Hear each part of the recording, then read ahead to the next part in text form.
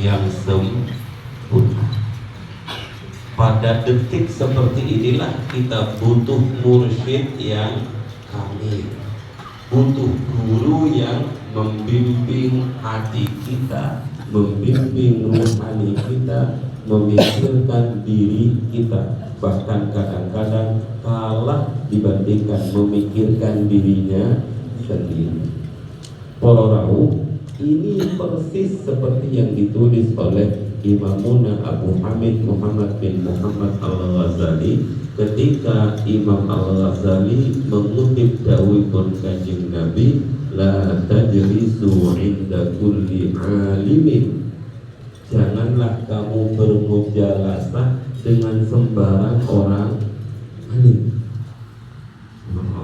Orang alim saja kita harus pilih-pilih, berarti dia harus pilih-pilih. Bersyukurlah kula kali panjenengan karena kita dipilihkan oleh Allah mursyid yang sempurna.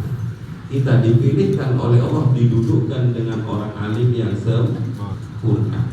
Karena memang Nabi Daud, jangan gampang-gampang kamu duduk dengan sembarang orang alim. Ini sebenarnya pelajaran bagi orang tua. Ojo gampang-gampang mondok no anak, nyekolah no anak, menggurukan anak kepada guru yang kamu tidak jelas siapa dia, sanadnya kemana, amalannya bagaimana, bisa salah itu bapak-bapak.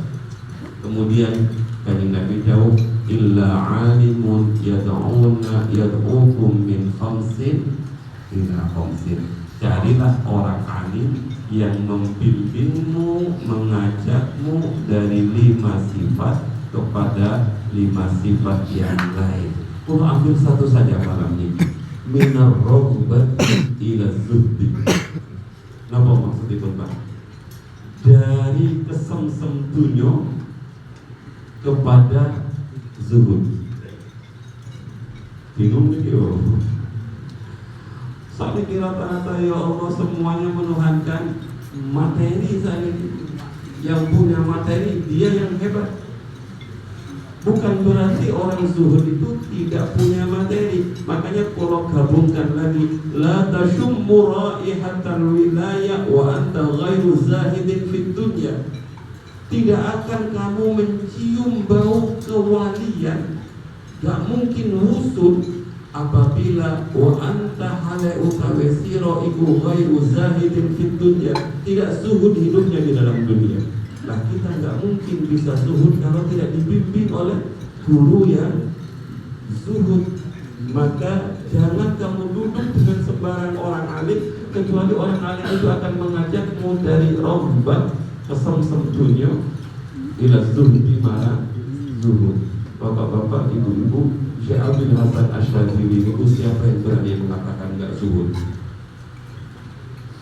Rumahnya itu pintunya itu terbuat dari emas, tapi kalau matus penting diri, kok terpanggil. Keretanya itu bapak-bapak, ini ceritanya pun zaman itu. Keretanya itu ditarik oleh kuda kencana, pelananya terbuat dari emas, baju-bajunya sangat wah semua. Cinta engkang coba langsung di antara Polo Rawuh mengatakan, itu enggak zuhud. Makanya katanya bapak-bapak, ibu-ibu ikan sangat kalau memuliakan, zuhud itu bukan di tangan, tapi zuhud itu di hati. Inilah yang disebut oleh Sayyidina Abu Bakar, ya Allah, la taj'alid dunya fi yadi, la taj'alid dunya fi qalbi, ij'alid dunya, la taj'alid dunya fi qalbi, ij'alid dunya fi yadi. Ya Allah, cukup jadikan harta itu di tangan saya, tidak perlu masuk ke dalam hati saya. Kenapa orang yang tidak zuhud itu gak mungkin menjadi wali? Jika menjadi wali, waya wiritan sudah kita mau. Makanya bapak ibu, kita sudah pun dengan keputusan oleh kanan kiri. Makanya kalau di datang soal itu orang itu di ngarit itu katanya kata Mbak Mustaqim itu pokoknya fokus nang rumput yang ada di depannya, nggak usah noleh kanan kiri, karena rumput tetangga itu kadang-kadang jauh lebih hijau dibandingkan rumput sendiri. Padahal setelah diparani sanis rumput tapi rambut Jepang itu. Itu namanya Fatamur. Dan bapak-bapak, ibu-ibu yang sangat kula muliakan, carilah guru yang membimbing kita dari raubah ila zuhud. Kecil mau contoh kecil. Romo Mursyid Rauh dan tambah beras. Nabi Romo Yai Rauh senangnya luar biasa istri kula niku. Saking senangnya bapak-bapak ibu-ibu, niki ditumbas, namanya itu. Kalau sing ngantaraken loh. Begitu diatur dengan ngajengipun beliau, opo ae kita nanti di sawang mawon. Aku golek lo kecil mak iku lho. Niku lho badhe silaturahim kan murid kula, Abah besok Rabu kesana ya, tolong siapkan seafood, kambing gulai dan lain sebagainya. Bahkan nopo di kasus nuturi pulau, itu kemarin BHS saru jenengan tinggal penampilan itu zuhud yang luar biasa. Dari dohir saja belum potensi nilai hatinya bapak-bapak. Suhul adab kita dinilai hati beliau, cara daharnya, gaya hidupnya, cara berpakaiannya, itu humul dalam dunia tasawuf, itu zahid yang sejati.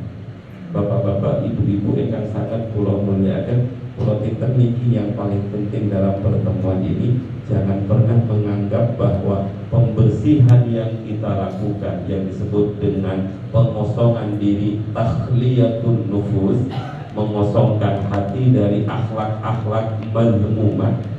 Setelah kosong kemudian tahliyatun nufus bil mahmudah, mengisi apa itu hati kita, jiwa kita dengan akhlak-akhlak yang terpuji sehingga kita menjadi orang yang sempurna. Itu yang menyebabkan kita sampai kepada Allah. Kalau kita meyakini itu, maka selama-lamanya kita tidak akan pernah usul ila Allah.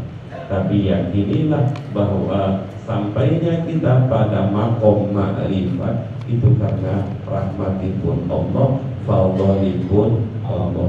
Orang apa itu? Dereng. Apa ini? Dereng wingi dereng. Itu lagi bingung. Tapi masih wonten empat bapak-bapak. Yang pertama tadi, carilah guru, jangan kau duduk dengan sembarang orang alim. Domane bumuk. Kemarin akhir zaman kita nih pun betul sangat itu yang buat saya loh. Tapi kita harus betul-betul fokus, betul-betul selektif pada siapa kita berguru, pada siapa kita bermuja rasa. Yang nomor kali, carilah orang alim, carilah guru yang akan membimbing kita terus menerus. Ya Allah, kalau bukan karena bimbingannya Rasulullah pun semua pasti mengalami ngoten ya. Semua pasti mengalami, pasti menyaksikan, pasti merasakan bahwa kita bisa tenang dalam hidup ini karena bimbingan mursyid, karena bimbingan mursyid, karena arahan dari mursyid. Orang yang sangat kula muliakan, jangan kau duduk dengan sembarang orang alim, kecuali orang alim itu ngajak kamu minasyaki ilal yakin. Ikan nomor kami, minasyaki ilal yakin, dari ragu-ragu menuju yakin.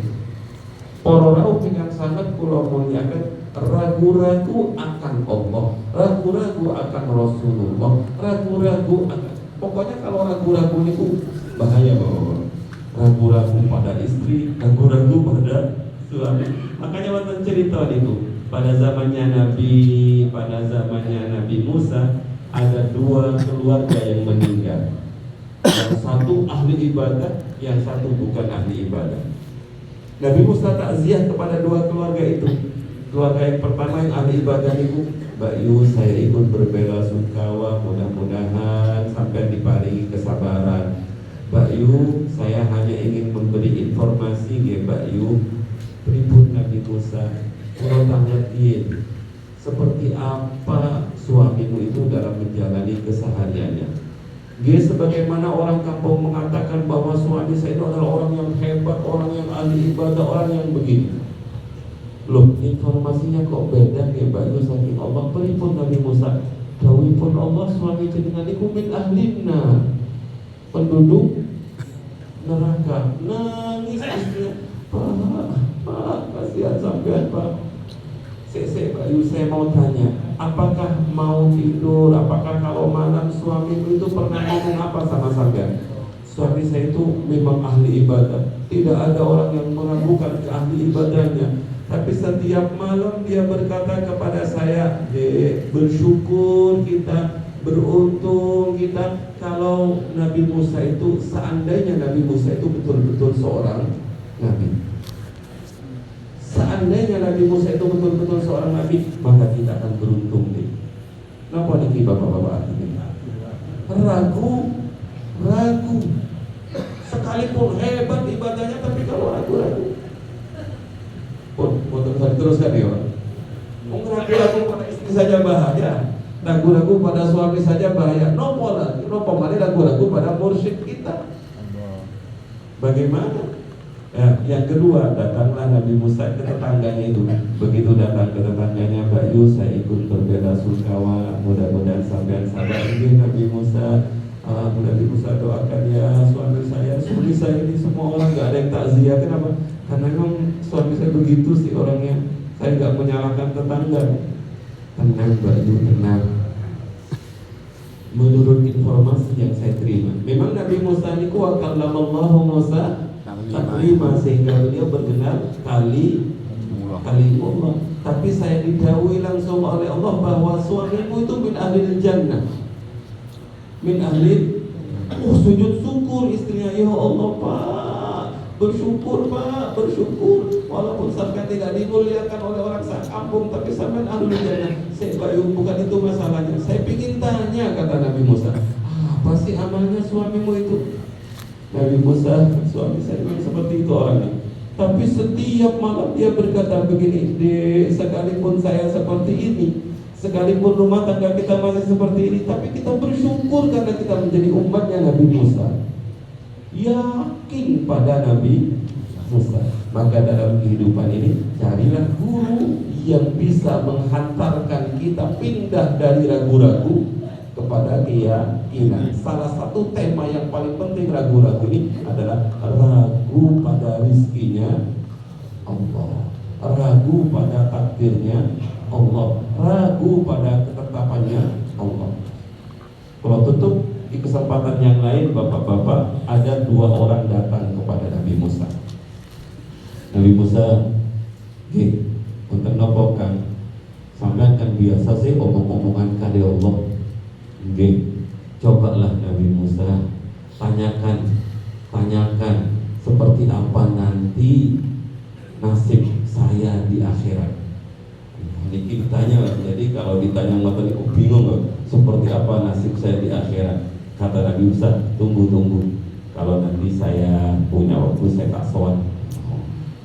Bapak-bapak, ibu-ibu, akhirnya Nabi Musa sowan kepada Allah, mantul kepada Allah, ya Allah, mohon beritahu saya tentang si fulan dan si fulan. Diberitahulah oleh Allah.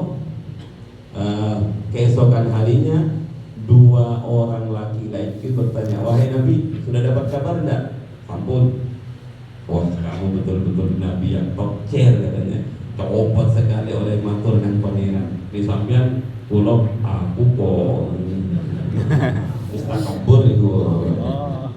Akhirnya Nabi Musa matur gitu. Untuk kamu yang pertama, yang ahli ibadah, untuk kamu yang ahli ibadah, pripun kabar pulau makin dengaran. Kamu ahlul jannah. Katanya yang saya ini, saya sudah menduga. Saya sudah menduga. Karena memang kalau siang saya puasa, malam sholat, sawamah, qawwamah. Akhirnya aku berusaha betul-betul memerangi hawa nafsu saya. Makanya kabar itu enggak mengagetkan bagi saya. Sudah saya duga kok kabar saya begitu. Wah, ini asik ya. Terus yang satu, naik pulau dari pun Nabi Musa. Omong Nggih mboten napa-napa. Kaenak lho. Nggih mboten napa-napa. Sepurane yo informasi teko pengiran, hambaku yang satu itu nanti saya siksa. Langsung sujud syukur, Pak. Bingung juga Nabi Musa itu loh. Ini kok langsung sujud syukur padahal dapat kabar tidak baik. Kemudian dia setelah sujud syukur Nabi Musa tanya, kenapa kamu sujud syukur? Bahwa kamu itu nanti disiksa di neraka kamu.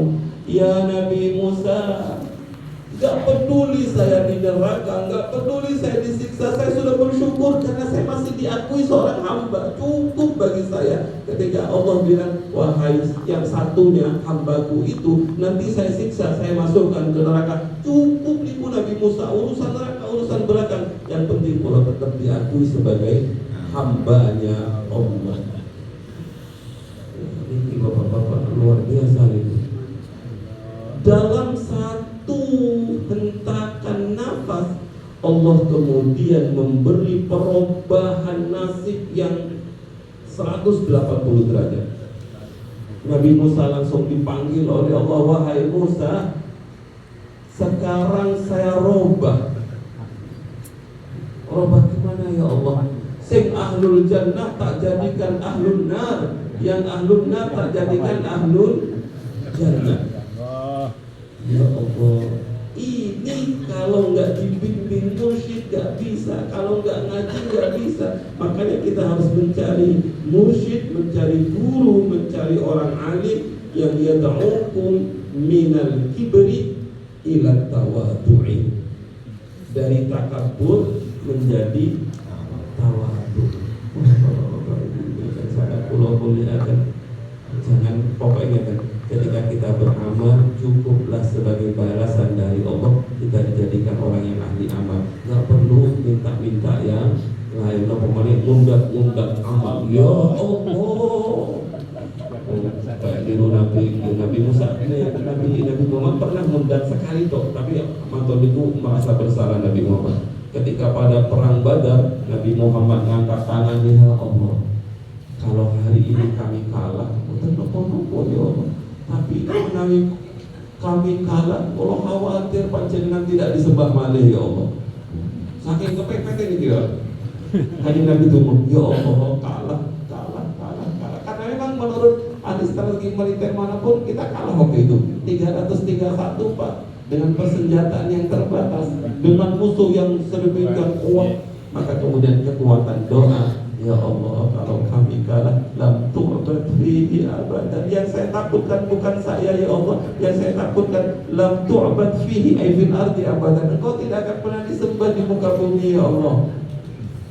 Ini kan ngancam ini Mas, bukan ngancam ini bapak-bapak, sadis ngancam. Makanya dalam perang Badar niku walaqad nasarakumullahu bi badrin wa antum al-dhillah. Nabi Muhammad merasa rendah, merasa hina, merasa tidak punya kekuatan apa-apa, kemudian bersandarnya kepada Allah Subhanahu wa ta'ala. Bororau ampun nggih. Dereng ya boten napa-napa kula terusaken. Kula ulangi Bapak-bapak, Syekh Abdul Hasan Asy-Syadzili dawuh, wa man lam yazdad bi ilmihi wa amalihi iftiqaran ila rabbih. Siapapun orangnya yang bertambah amalnya, bertambah ilmunya, tapi tidak bertambah butuhnya kepada Allah, tidak bertambah tawaduknya kepada Allah, bahwa halik, orang itu yang berilmu, beramal tapi nggak tawaduk, nggak butuh pada Allah, maka dia termasuk golongan yang celaka. Yang ketiga, yang keempat, bapak-bapak, ibu-ibu, carilah guru, carilah orang alim yang akan membimbing rohani kita dari riya menuju ikhlas. Jadi kalau dibahas panjang bapak-bapak, riya dan ikhlas itu beribun gampangannya. Kalau ikhlas itu ngeten, rahasiakan amalmu, kebaikanmu, sebagaimana kamu merahasiakan kejelekan. Biasanya sekarang kejelekan kan dirahasiakan, khawatir ketahuan orang. Tapi amal sarser. Alhamdulillah guys, hari ini bisa memberikan makan anak yatim 20 orang.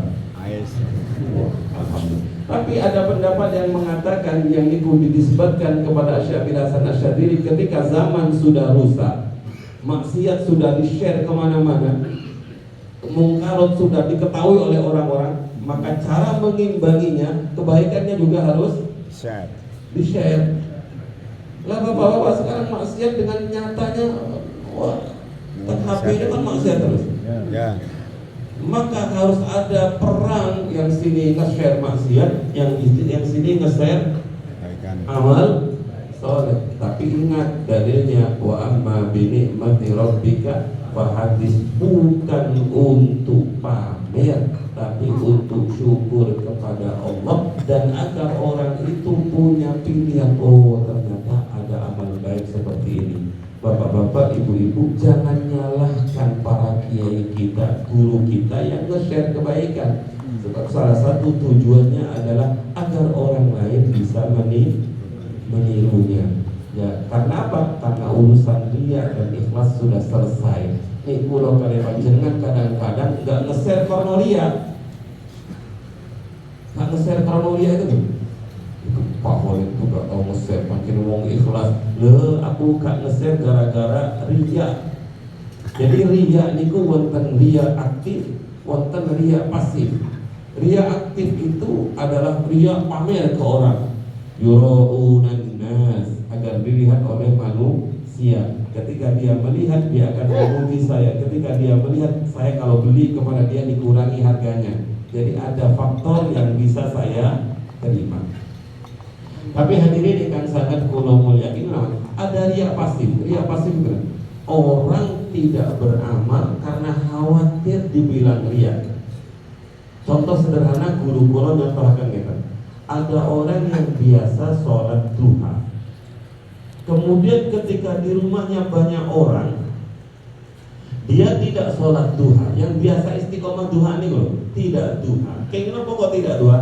Khawatir dibilang riya. Itu sebenarnya riya juga. Kenapa? Karena dia tidak sholat mergo khawatir anggapan orang. Pokoknya ini masih ada dengan kekhawatiran anggapan orang lain. Itu berarti betul-betul sanis lillahi ta'ala. Yang terakhir para rawuh, minal adawati ilan nasihati. Carilah guru, carilah orang alim yang akan membimbing kita, ruhani kita. Kalau nggak mursyid, nggak bisa bapak-bapak bimbing dari jauh, itu betul sakit. Mursyid itu sakit bimbing dari jauh. Ini namanya karomah. Sebagaimana Sayyidina Umar ketika beliau sedang berada di atas mimbar, beliau mengatakan, hei yang di sana turun, yang di belakang maju, serang dari sana. Jamaahnya, yang khutbah macam apa? Khutbahnya kok ayo serbu yang dari kiri, yang kanan sayap kanan turun, mundur, maju. Jamaahnya matur, ini kok khutbahnya wonten ngeta-ngeta. Begitu selesai, para sahabatnya bertanya, ya Khalifah, kenapa panjenengan tadi ngoten-ngoten itu? Saya sedang memberi komando kepada tentara kita yang ada di Romawi, sedang peperangan. Jadi beliau mengomando dari tempat yang jauh ini. Kalau betul musik betul sakit loh. Kalau betul kalau komando dari jauh pakai HP loh. Kalau tentu bapak-bapak, ibu-ibu, yang kita ziarahi salah satu pun namanya Amr bin As. Amr bin As niku di belakangnya ada Uqbah bin Amr. Kalau terus dampingi Banyai niku terus matur ngeten.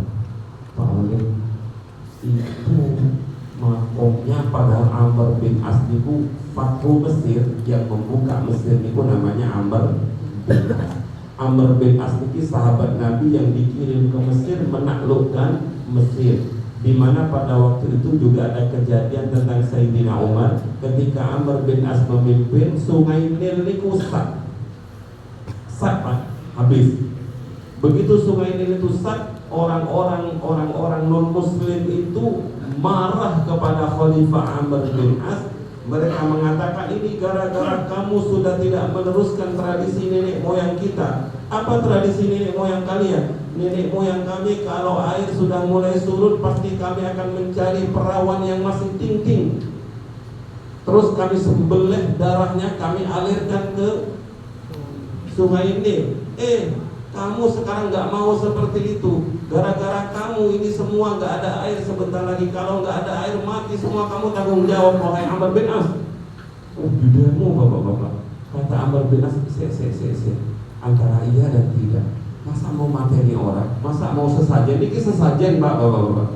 Sesajen. Akhirnya Amr bin As kirim surat kepada Sayyidina Umar. Waktu itu khalifahnya kan Sayyidina Umar. Ya Khalifah Umar, saya bingung. Rakyat nuntut gini, apa yang harus saya lakukan? Sayyidina Umar nulis surat Pak. Nulis surat Bu. Assalamualaikum warahmatullahi wabarakatuh. Min Umar Al-Khattab ila Nahri Besar ila Nahri Nil. Bahasa Indonesianya, ini surat cinta dari Umar bin Khattab kepada kamu wahai sungai Nil. Bismillahirrahmanirrahim. Dengan menyebut nama Allah, ngalir karepmu, ngalir karepmu. Yes. Anu tulisannya ngoten iki, bahasa kula niku. Surat itu katanya Sayyidina Umar, jangan buka surat ini wahai Amr, tapi lemparkan surat ini ke sungai Nil. Bapak-bapak, begitu surat itu dilempar ke sungai Nil oleh Amr bin As, banjir. Sejak saat itu sampai hari ini sungai Nil itu gak pernah sat gara-gara surat cintanya Sayyidina Umar. Jadi kalau ada di daerah kita ada sungai yang sat, tulis surat cinta. Coba kasih surat cinta. Ini namanya Sayyidina Umar. Begitu ke belakang kiri, wonten naminipun sahabat namanya Uqbah bin Amr. Uqbah bin Amr itu bapak-bapak. Kula niku tekniku eco mboten. Kula ini kan orangnya nopo nggih, matur. Banyai teknik. Kula diutus mimpin. Sak matur mimpin niku males mboten Pak berdiri. Kula matur teng istri kula, kok males jadi pingin di sini terus. Loh Pak Oleh, aku juga Gus katanya. Jadi Mbahnya ini menemukan kenikmatan teng makom niku. Akhirnya karena beliau nikmat keserap teng kula, akhirnya ikut-ikut merasakan nikmat. Ejo sekali Pak teng makom niku pingin nggak selesai wiridan. Bukan karena nopong ini pun karena tarikan dari Uqbah bin Amr. Karena memang Uqbah bin Amr ini sejak kecil ketika mendengar Rasulullah, kambingnya ditinggalkan, langsung lari menuju Rasulullah, masuk Islam, beriman kepada Rasulullah. Wonten sakniki tinggalkan kambingnya langsung datang ke petang saking cintanya kepada baginda Rasul. Beliau adalah seorang penyair, beliau ahli fikih, beliau ahli Quran. Bahkan beliau menulis Quran dari Bismillah sampai An-Nas dengan tulisan tangannya. Itulah peninggalan sejarah terindah dari Uqbah bin Amr. Lah bapak-bapak, kula kali rombongan itu males bedal saking niku, saking nikmatnya duduk di samping beliau. Di belakangnya nggih Mbah Haroji niki sebelah niki wonten cermin. Wonten cermin bahwa sudah hitam cermin. Lah cermin itu karena Uqbah bin Amr matur kepada Sayyidatina Fatimah, ning kula nyuwun kenang-kenangan barangipun Nabi kali Fatimah disukani cermin. Nah cerminnya itu ditempelkan di masjid. Setiap melihat cermin itu Uqbah bin Amr terobati rasa rindunya, kemudian tapi nangis sejadi-jadinya. Lah cerminnya itu kasih wonten bapak-bapak. Alhamdulillah kalau sampun ngambung cermin niku monggo sareng-sareng panjenengan Pak Juman disiapkan paketnya. Niki promo terakhir. Hadirin dengan sangat kula muliakan, semua yang kita datangi itu tidak mungkin kita datang kecuali dikehendaki oleh Allah Subhanahu wa Ta'ala. Tapi ujiannya berat karena memang untuk mendapatkan sesuatu yang mulia itu memang harus melalui perjuangan.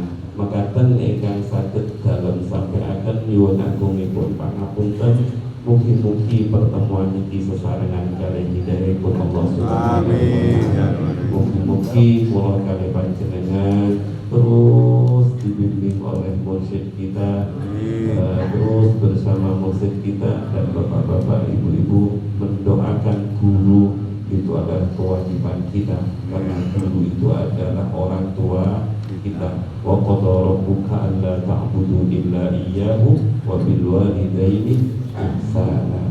Makaten ingkang saged dalam sampaiaken nyuwun agungipun pangapunten menawi isinya namung cerita-cerita mawon. Mugi-mugi bermanfaat. Kula ngemis doanipun panjenengan bapak-bapak, ibu-ibu. Mugi-mugi kula, istri kula, anak-anak kula saged menampai nopo ingkang kula sampaiaken.